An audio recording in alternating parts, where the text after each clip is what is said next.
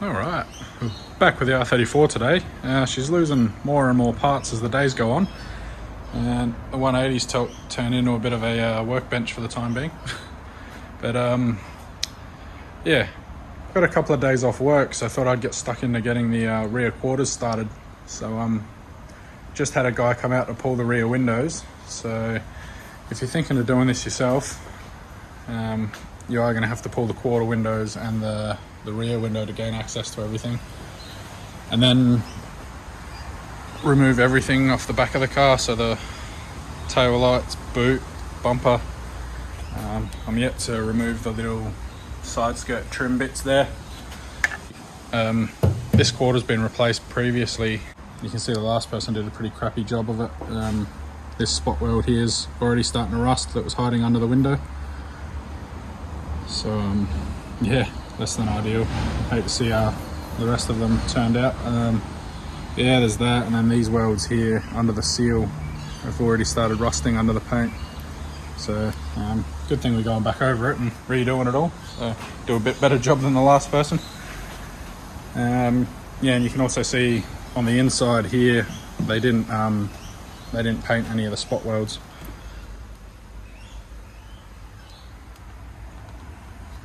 So yeah, they did a great job. Yeah, so to start with, I'm just going to go through and remove all of this silicon to expose all of the welds. So there's all of this silicon here, all of this stuff here remaining from the windows. So you got a wire wheel, all of that off, find all your spot welds, and start center punching and drilling them out. So yeah, we'll get to that.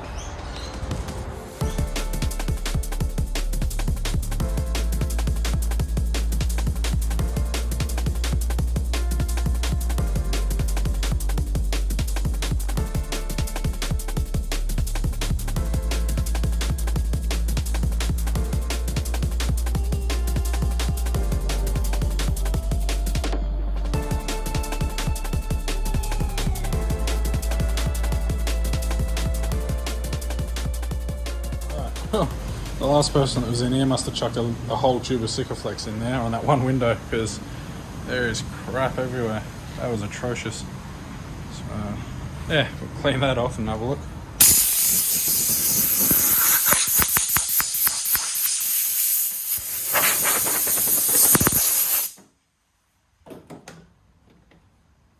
Alright, so what do we got?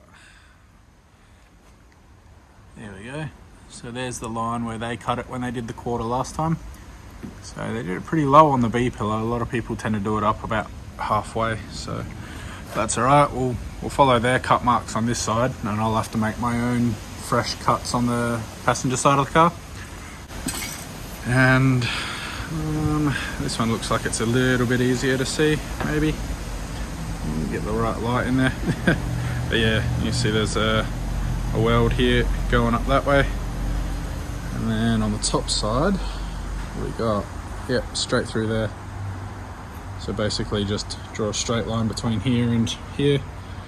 And that's where their cut's gonna be. So yeah, we'll buzz back that paint through there and find their cut line and go back over that. Cool. So now I've just got to do all of these down here. So there'll be a bunch of spot welds all in here. Follow these down the side. So yeah, I'll get all of those exposed and pick this up when I'm ready to start drilling. Alright, I don't know how the audio is going to be. It's absolutely belting down with rain at the moment. But so I've gone through and marked out the spot welds I can find. Yeah, these ones weren't too bad. The ones up behind the window leave a little bit to be desired.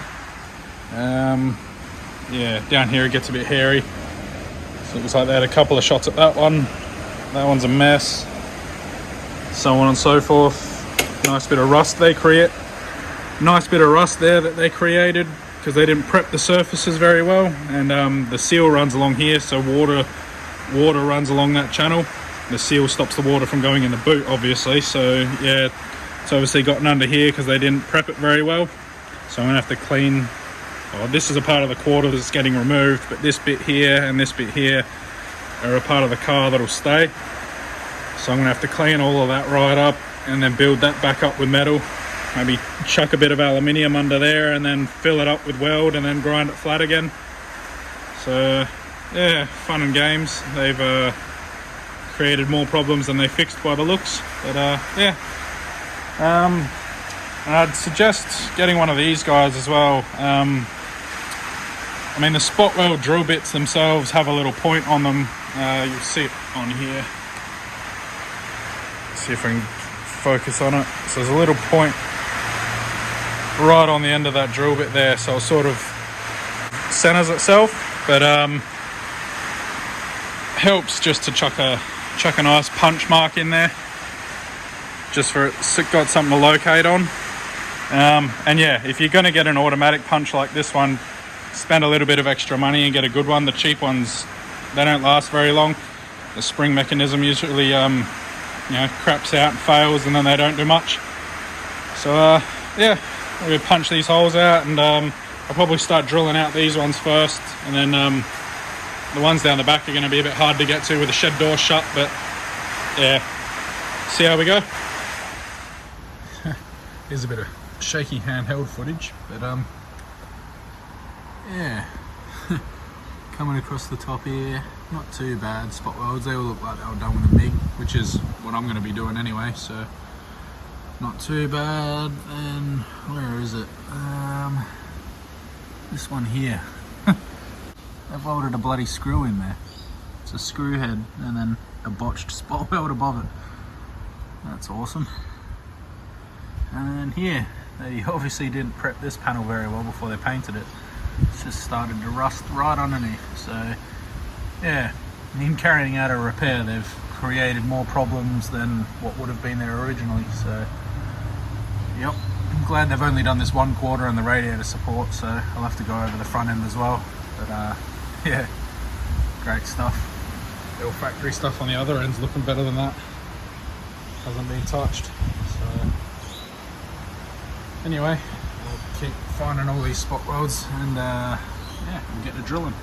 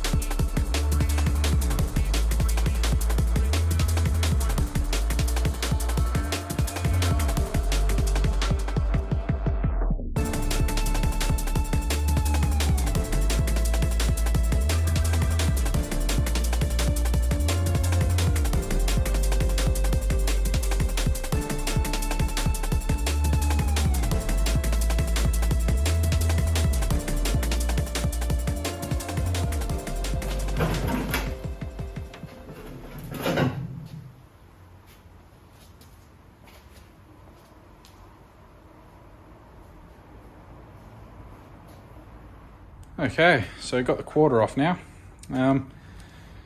Yeah, found a couple of nice surprises hiding under here. This is the side with accident damage, so yeah, I sort of stopped recording halfway through because it was just getting a bit stressful. There was a couple of things that whoever put this 1/4 on last time made removing this 1/4 extremely difficult. So yeah, we'll have a look at what they did. So you can already see down here there's a fair bit of surface rust, and there is no additional primer on there. That is all the factory coating that they put on.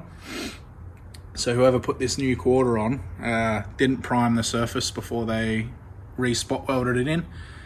So yeah, moisture's gotten in there, and they did a piss poor job of sealing it under here as well. So yeah, moisture's just gotten in there and started to create a bit of surface rust. So I'll go over it with a wire wheel and make sure there's no rust holes in any of it, but so far so good, it looks okay. I think there's just a couple of bits here where the old spot welds were and they've drilled through and haven't bothered to patch them up.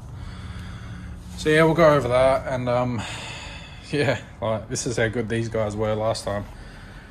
They cut too deep when they removed the damaged 1/4, and they've cut into the B pillar and haven't even bothered to repair it. Same up on the C pillar, sorry. Yeah, they've nicked that. So I'll probably chuck a couple of spot welds on there, buzz it back flat, and yeah, recoat it. And then same here. I'll just spot weld along there, tie that back together, and then buzz it back, etch prime it. That'll be good.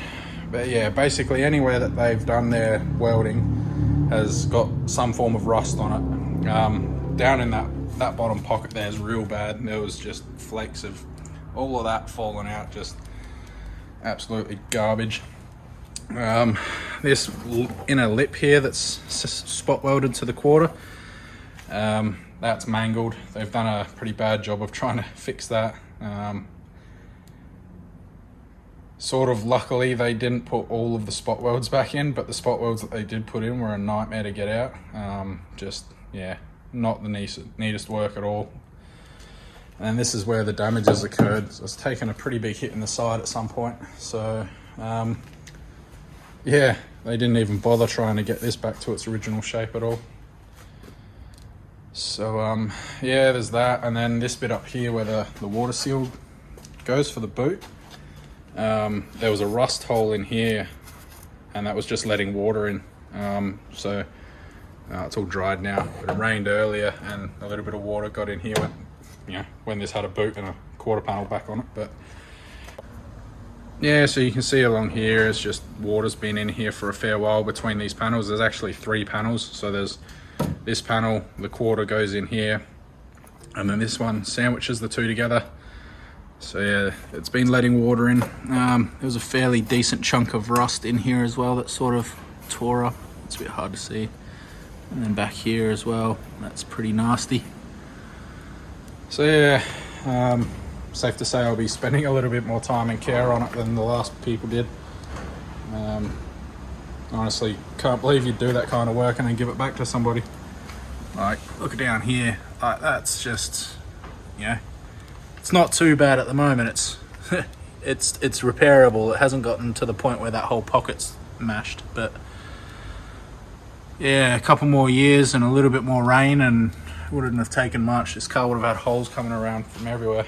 So luckily we get to do it right this time and fix their mistakes. So yeah, I was also thinking as well, sort of on the topic of the last video with the chassis stiffening and all of that. So you've got your strut tops are actually down in here. It's a lot easier to get in and see without the window. But these cars are pretty good from the factory. They've got this nice beefy tower brace that goes the whole way across. It's the top of the parcel shelf, but this is really strong structure. And that goes right the way from this side to the other strut tower over there, and that is as good as any strut brace you could put in a car. So like I was explaining in the last video, this is only held into the car with spot welds intermittently. So you can see down here there's one spot weld there from the factory, and there's not another one until here. I'm assuming there's probably one on that tab there, but then and then it'd go up here. So I'll probably go around that and just add a couple of little stitch welds to that and just tie that in as best as possible.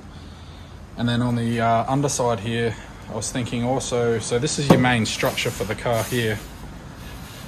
Runs all the way down, ties into there and here, and then you've got your big beefy B pillar here. So I was thinking about making some fold up some sheet metal, chuck a couple of dimple dies in it, very similar to this. Try and replicate what the OE did here as best as possible. And then tie it in from here to here, flange it on both sides, spot weld it in, and then make sure it's nice and strong.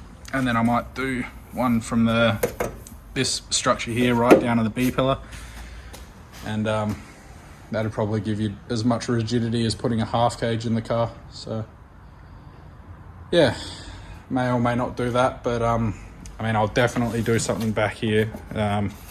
Not real happy with how that's looking, so I'll try and get it out to or closer to its original shape as best as possible. I don't want to make it paper mache, so I don't want to be folding it backwards and forwards. But yeah, we'll pull that out a little bit, and I'll definitely be doing a couple of welds around here once this is all finished, and then I'll tie these two together for sure, and then decide whether I want to do the C to the B pillar. So yeah, good bit of fun and a couple of nice little secrets hiding under this side. So luckily the other side's all OEM still, so that should in theory be a lot less of a headache to get off. The amount of weld that some of these welds that they put in had, they didn't use an actual spot welder. They did it the same way I'm going to, but hopefully I'll be able to achieve a better result by just plug welding them with a MIG and then grinding the welds back. But they felt the need to just absolutely lay a absolutely ridiculous amount of welding wire in. Some of these plug welds were huge. Yeah, it's pretty unlikely, but if whoever did this is watching the video, I hope you've improved your techniques a lot since this, because yeah, it's not good. Can't believe you'd actually return this back to somebody and be happy with your work. So anyway, we'll leave that there, and I'll probably pick this back up once I've got the quarter on the car. I'll chop because the new ones come with all this section here that goes up under the roof skin. So yeah, I'll chop that, and then I'll leave a little bit of overhang and lay it up against the car, and then just mark it, and then inch down to it so that it's perfect. The saying goes, you can always remove more metal, but you can't add it back. Well, not as easily anyway. So yep, bring them down to the right level, get them all lined up, and I'll put the boot back on, line everything up, and then tech screw them in place for the time being, and then that way I can do all the other work, and they're always going to go back in the same spot before the final weld out. So yeah, cool. Probably pick this one up in the morning. It's currently 9 o'clock at night, so yeah, I won't be making much more noise. The neighbours will be pissed off.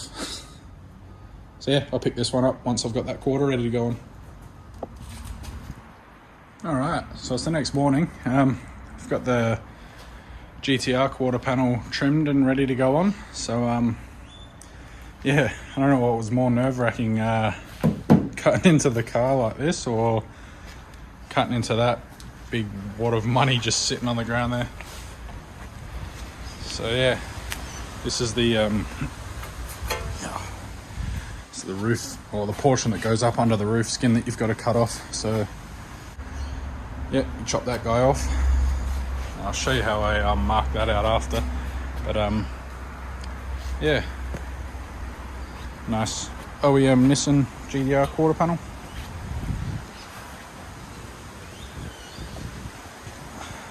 So yeah, we'll chuck it on the car, see how it looks.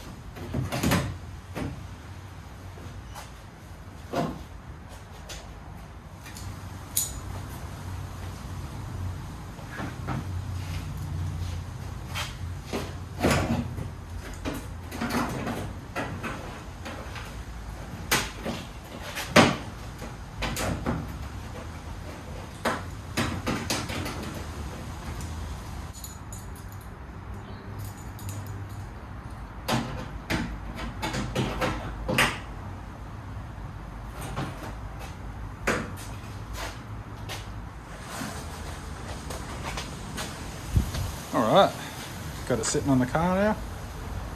Looks real good. Bloody happy with that. That's a good feeling. So, fair bit wider than the old ones were. I think they're about 30 mil wider each side of the car. So yeah. Cool. Everything lines up okay. So this one here is almost spot on. Just got to make a little bit of an adjustment up here. Once this is sitting a bit low here, once the quarter panel's on properly, that'll sit up a bit higher. This one here's got a little bit of overhang. It's only about 1 millimeter off. So yeah, Cool. Oh, that's a good feeling. Real happy with that. So I'll show you how I cut these lines here, because that was one of the things that I was a bit paranoid about doing, and I'm trying to line those up as best as possible. So I'll show you the way I did it. There's probably better ways out there, but this worked for me. So yeah. Okay, so what I did for this was basically just cut out templates from the old quarter with something with, you know, reference points. So you got these two holes here. You got the same two holes to line up in here, and then you got the curve for the window. So basically just overlaid that onto their panel, then mark the line. Oops. And then same deal with this guy here. So cut that out of the back side. We've got two reference points here. You've got, oh, it's a bit hard one-handed. Got this curve here that starts on the window, and then that little half moon sort of notch there. So you got the same notch there to line up, and then yeah, you just line the base up with that. So yeah, set that across there, mark the line. That one came out really good. This one here is a little bit off, but yeah, nothing a bit of work won't fix. And cool, she's on. I'll sort of trim these up a little bit more, and then I'm going to have to pull this quarter off and do a whole lot of work to get it all ready to actually go back together for good. But yep, even the fuel neck fits in there properly. That still lines up. That's nice. See if you can see the width difference in there. So I'll have to cut that in a arch liner or wheel arch out and extend it to take up that gap.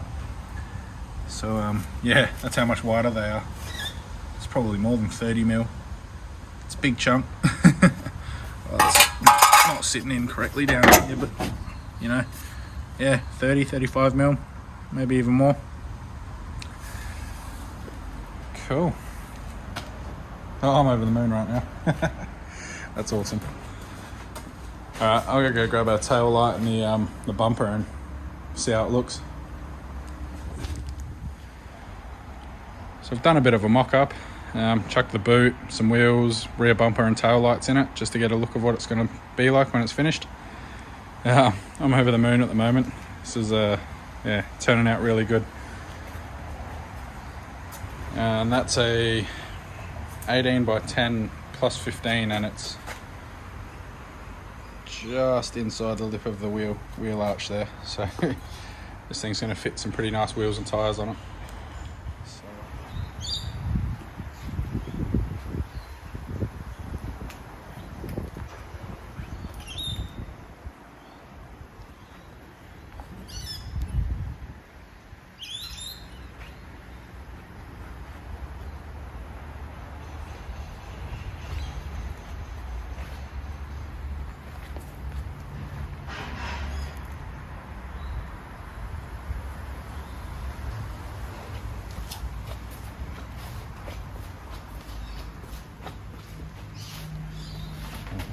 I still can't get over this. It's freaking amazing. Can't wait till it's done.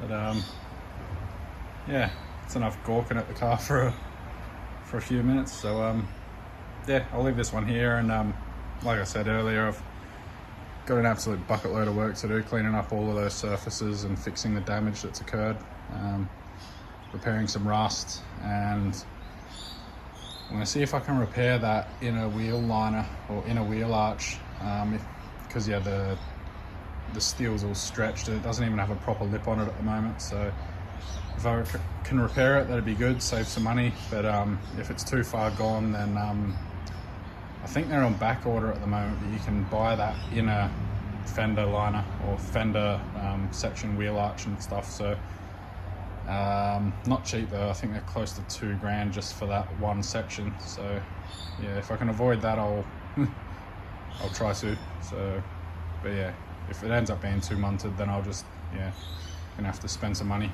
But yeah. Anyway, I'll leave this one here, sort of ending on a bit of a high. Yeah, I still can't stop looking at it. So anyway, I'll catch you on the next one. Thanks for watching.